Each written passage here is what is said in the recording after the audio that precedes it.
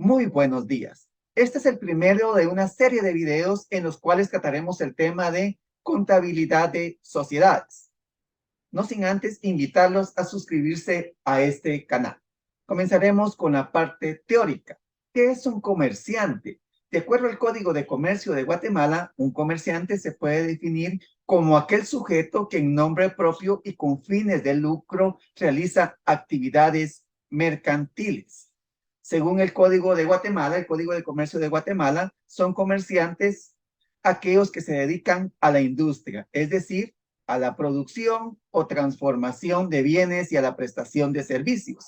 Así también es comerciante los que se dedican a la intermediación, a quienes participan en la circulación de bienes y servicios entre los productores y el consumidor final. Y es comerciante también la banca, seguros y fianzas, actualmente denominado seguro de caución, así como también los auxiliares de comercio. Existen comerciales individuales y existen comerciantes sociales. Definamos lo que es una sociedad mercantil, no sin antes indicar, de acuerdo al Código de Comercio, no son comerciantes aquellos que se dedican a actividades de una profesión liberal, los artesanos que trabajan bajo encargo o que no tienen un almacén o un lugar para la venta de sus productos. No es comerciante también aquellos que se dedican a actividades agrícolas, pecuarias o similares y que en su propia empresa se dedican al cultivo y a transformación de los mismos. Y no es comerciante las empresas del Estado. Pueden realizar actividades consideradas comerciales, mas no se consideran comerciantes. Volvamos a la definición de una sociedad mercantil. Una sociedad mercantil es un contrato solemne, es decir, se crea mediante una escritura pública, mediante la cual dos o más personas acuerdan la creación de una personalidad jurídica correspondiente al derecho privado con intereses privados que se dedican a un objeto en particular y que tienen como propósito distribuir utilidades. Pero también es importante subrayar que debe de dedicarse o debe de estar creada conforme una de las formas mercantiles establecidas en el Código de Comercio y que vamos a describir a continuación.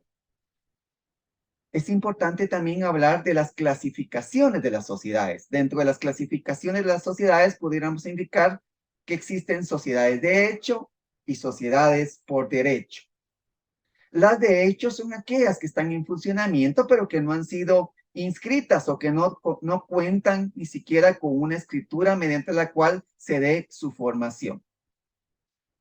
Las sociedades por derecho son aquellas que siguen una serie de procesos para registrarse, que cuentan, como lo indicamos, con una escritura pública. Entonces, esa es la diferencia entre las sociedades de hecho y las de por derecho. También pudiéramos clasificar las sociedades en sociedades regulares y sociedades irregulares. Las sociedades regulares son aquellas que han seguido esa serie de procesos hasta su final inscripción o registro, valga la redundancia, en el registro mercantil. Las sociedades irregulares no tienen ese registro con ninguna institución. Entonces, las regulares son las que están inscritas en el registro mercantil y sobre estas son las que vamos a conversar en este video. Las sociedades regulares las podemos dividir en sociedades personalistas, sociedades capitalistas y sociedades mixtas. Vamos a definir particularmente o a indicar algunas características de las sociedades personalistas y de las sociedades capitalistas. Elemento personal. El elemento personal de las sociedades personalistas lo constituyen los socios. En el elemento personal de una sociedad de tipo capitalista lo constituyen los accionistas. La integración del capital. Esa integración del capital en el lado de una sociedad personalista lo constituyen las aportaciones. Por su parte, las sociedades capitalistas, su capital está integrado por acciones. Recordemos que las acciones constituyen una parte alícuota, es decir, una parte igual de un capital social, es un título valor. Continuemos con las características de ambos tipos de sociedades. Una sociedad personalista se identifica por una razón social. Una sociedad de tipo capitalista se identifica con una denominación social. ¿Cuál es la diferencia entre una razón y una denominación social? Una razón social se integra por el nombre de uno de los socios o los apellidos de los socios. Eso es una razón social, integrada por el nombre de uno de los socios o por los apellidos de los socios. En tanto que una denominación social es libre, pero debe de indicarse o referirse a la actividad principal de la sociedad. Entonces, esa es la diferencia entre una razón integrada por apellidos o nombres de los socios y una denominación, la cual es libre, pero debe de indicar la actividad principal de la sociedad.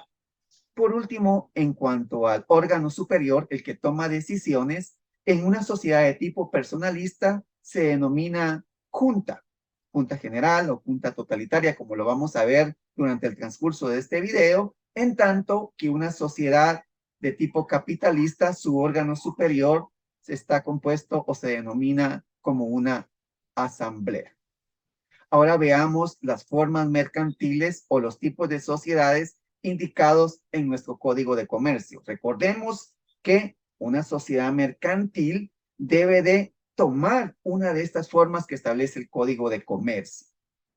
Veamos los tipos de formas mercantiles que establece el Código de Comercio de Guatemala: sociedad colectiva, sociedad en comandita simple, sociedad de responsabilidad limitada, sociedad anónima, sociedad en comandita por acciones y la más reciente, aprobada conforme a la ley de fomento a los emprendedores, es la sociedad de emprendimiento. Repitiendo: sociedad colectiva en comandita simple, de responsabilidad limitada, anónima, en comandita por acciones y la sociedad de emprendimiento.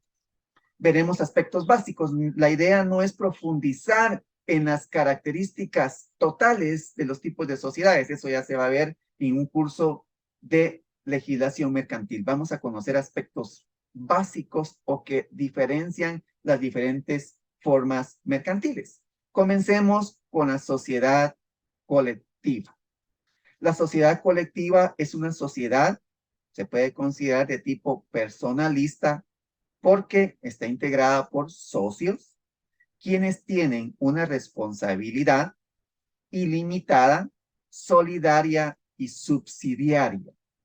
¿Qué quiere decir esto? Son solidarios. Una deuda no va dirigida a un socio en particular, va dirigida a todos los socios en una forma solidaria.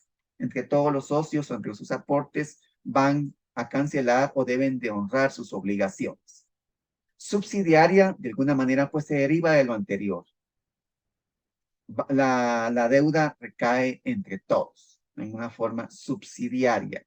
E ilimitada quiere decir que si el capital, los aportes de la sociedad no alcanzan a cubrir las deudas, los socios van a responder con su patrimonio particular. O sea, si no alcanza el patrimonio de la sociedad, las obligaciones expanden o extralimitan los aportes de la sociedad hacia también los capitales de cada uno de los socios. Es ilimitada.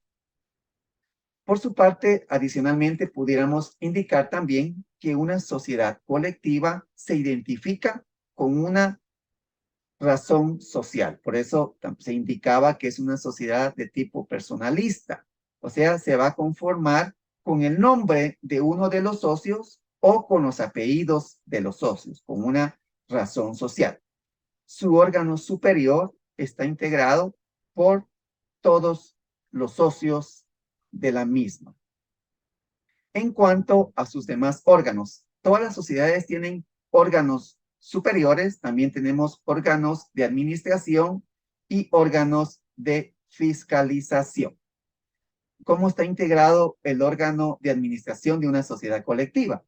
En la escritura pública de la sociedad colectiva debe de establecerse quiénes van a integrar ese órgano de administración, de gestión.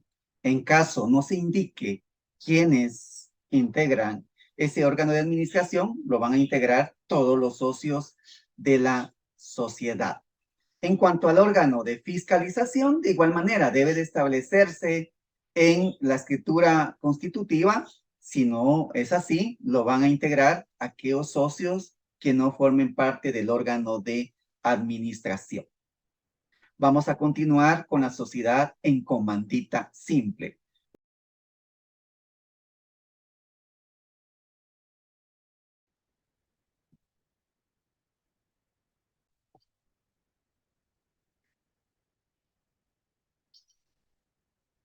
Las características principales de una sociedad en comandita simple es que está integrada por dos tipos de socios: los socios comanditados y los socios comanditarios. Los socios comanditados tienen una responsabilidad ilimitada, solidaria y subsidiaria, así como la tienen los socios de una sociedad, valga la redundancia, sociedad colectiva. Y los socios comanditarios, su responsabilidad se limita al monto de sus aportes. Es decir, los socios comanditados, responsabilidad ilimitada, solidaria y subsidiaria, y los socios comanditarios, su responsabilidad limitada. Su órgano de decisiones, su órgano supremo, de igual manera se puede integrar a través de una junta general o una junta totalitaria. En cuanto a su órgano de administración, este está integrado por los socios designados en escritura constitutiva o por los socios comanditados.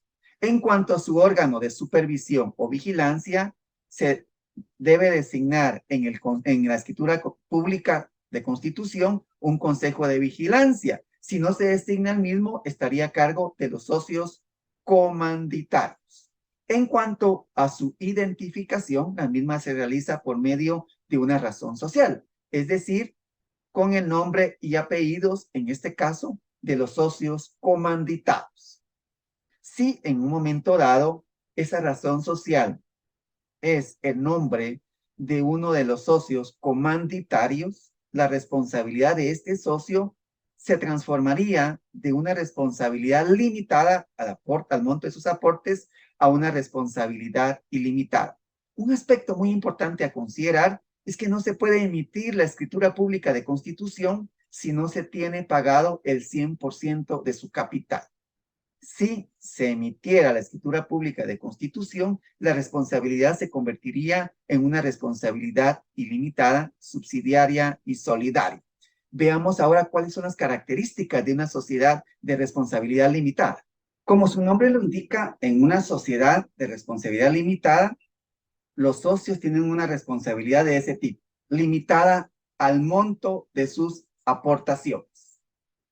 En cuanto a sus órganos de administración, el órgano superior puede integrarse por una junta general o por medio de una junta totalitaria de los socios.